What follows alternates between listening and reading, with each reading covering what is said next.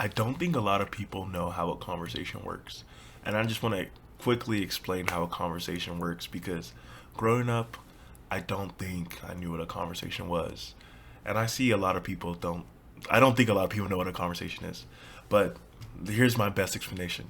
A conversation is between one, two, three, four, 40 people. Who knows how many people interjecting and giving different ideas. So a conversation, people like to think a conversation is linear, where it's like you talk, then I talk. Yes, that is part of a conversation. But I do think that in conversations, there's interjections. But I don't think that conversations interrupt the idea of what somebody's trying to get at. Like sometimes when I have conversations with people, I give like ad libs. I'm like, yeah, okay, okay, I understand what you're saying. Like, I'm like one of those people, if I'm being honest with you. And I realized in the past, growing up, I don't think a lot of my conversations were like that. A lot of my conversations kind of felt like I was getting talked at. Maybe that might just be African culture, or I'm joking. I'm not joking. I think maybe that's a little bit part of it. But I also think that a lot of people don't know how conversations work because most of their lives they've been talked at, and that's not real. A real conversation is I'm talking, you're talking, we're talking, and it's interjections and it mixes and yeah. I just wanted to say this because I don't think a lot of people understand a conversation, and here's some other things to help you while you talk to people because I'm here to help. When you're talking to somebody, I think it's very good to notice body language. But again, some people are shy and stuff like that.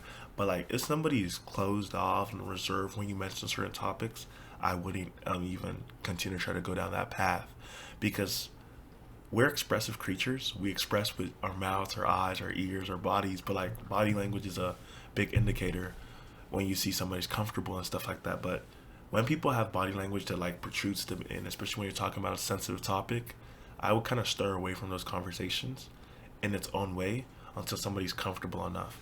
And I also think that nowadays we don't have difficult conversations.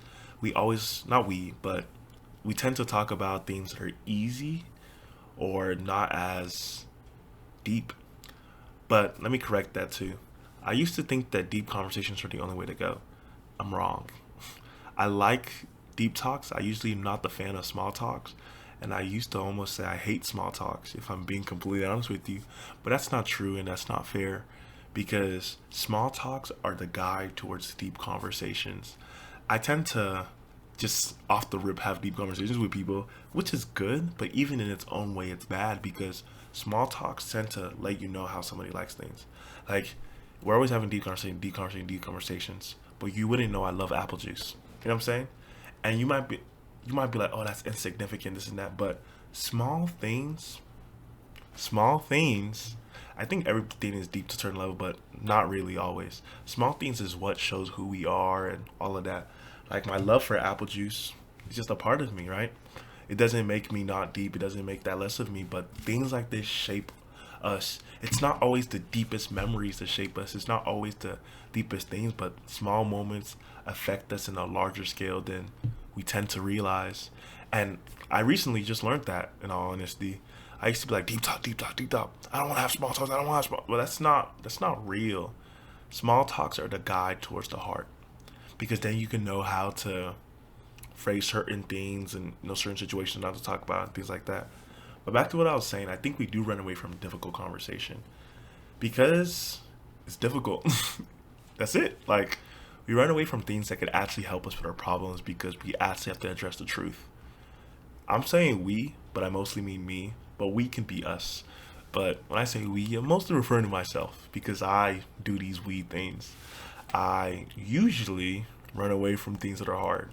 But I'm trying not to do that because the man I'm becoming, I have to do a lot of hard things, if I'm being honest with you. But it's so much easier to run away from the difficult things, or it's so much easier not to address these hard things because then you don't actually have to fix it. But when you actually address the difficult things, it's like, I actually have to grow now. Or, you actually uncover what's behind what you're hiding. 'Cause it's easy to run away. Coming, yeah, that's might be another video, but it's much easier to run away. But in running away, it causes so much harm to us. As easy as it is hard. It harms us way more than I think. Yeah, I'm gonna actually talk about that because that's something I struggle with, and that's something I'm currently working on. So, yeah.